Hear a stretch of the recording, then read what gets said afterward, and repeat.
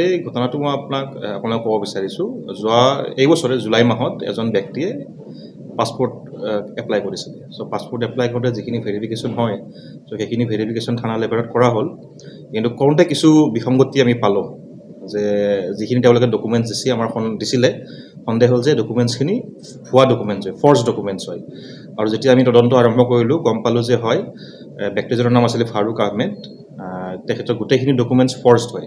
Already মৃত্যু হোৱা এজন ব্যক্তিৰ নামত তেখেতে ডকুমেণ্টছ বনাই এটা ফেক আইডেণ্টিটি ক্ৰিয়েট কৰা হৈছিলে।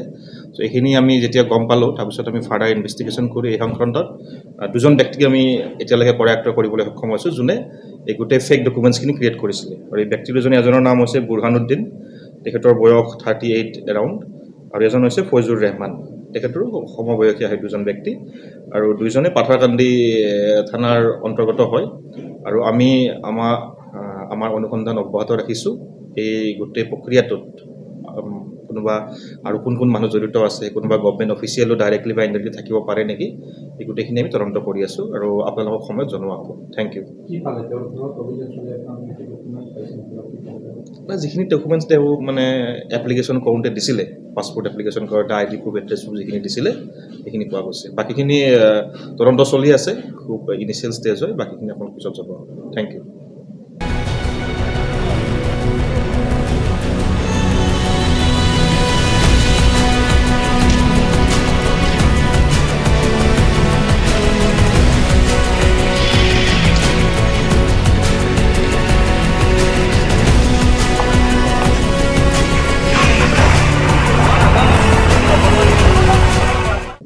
গোটেই ঘটনাটো মই আপোনাক ক'ব বিচাৰিছোঁ। যোৱা এই বছৰে জুলাই মাহত এজন ব্যক্তিয়ে পাছপোৰ্ট এপ্লাই কৰিছিলে। চ' পাছপোৰ্ট এপ্লাই কৰোঁতে যিখিনি ভেৰিফিকেশ্যন হয়, চ' সেইখিনি ভেৰিফিকেশ্যন থানা লেভেলত কৰা হ'ল। কিন্তু কৰোঁতে কিছু বিসংগতি আমি পালোঁ যে যিখিনি তেওঁলোকে ডকুমেণ্টছ দিছিলে সন্দেহ হ'ল যে ডকুমেণ্টছখিনি ভুৱা ডকুমেণ্টছ হয়, ফৰ্জ ডকুমেণ্টছ হয়। আৰু যেতিয়া আমি তদন্ত আৰম্ভ কৰিলোঁ গম পালোঁ যে হয় ব্যক্তিজনৰ নাম আছিলে ফাৰুক আহমেদ, তেখেতৰ গোটেইখিনি ডকুমেণ্টছ ফৰ্জড হয়। অলৰেডি মৃত্যু হোৱা এজন ব্যক্তিৰ নামত তেখেতে ডকুমেণ্টছ বনাই এটা ফেক আইডেণ্টিটি ক্ৰিয়েট কৰা হৈছিলে। চ' এইখিনি আমি যেতিয়া গম পালোঁ তাৰপিছত আমি ফাৰ্ডাৰ ইনভেষ্টিগেশ্যন কৰি এই সংক্ৰান্তত দুজন ব্যক্তিক আমি এতিয়ালৈকে কৰায়ত্ব কৰিবলৈ সক্ষম হৈছোঁ, যোনে এই গোটেই ফেক ডকুমেণ্টছখিনি ক্ৰিয়েট কৰিছিলে। আৰু এই ব্যক্তি দুজনে এজনৰ নাম হৈছে বুৰহানুদ্দিন, তেখেতৰ বয়স 38 এৰাউণ্ড, আৰু এজন হৈছে ফৈজুৰ ৰেহমান, তেখেতৰো সমবয়সীয়া হয় দুজন ব্যক্তি।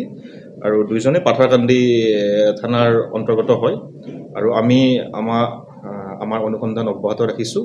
এই গোটেই প্ৰক্ৰিয়াটোত কোনোবা আৰু কোন মানুহ জড়িত আছে, কোনোবা গভমেণ্ট অফিচিয়েলো ডাইৰেক্টলি বা ইনডাইৰেক্টলি থাকিব পাৰে নেকি, এই গোটেইখিনি আমি তদন্ত কৰি আছোঁ আৰু আপোনালোকক সময়ত জনোৱা হ'ব। Thank U.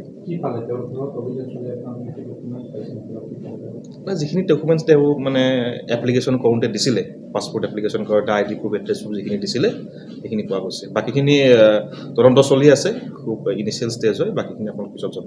Thank U.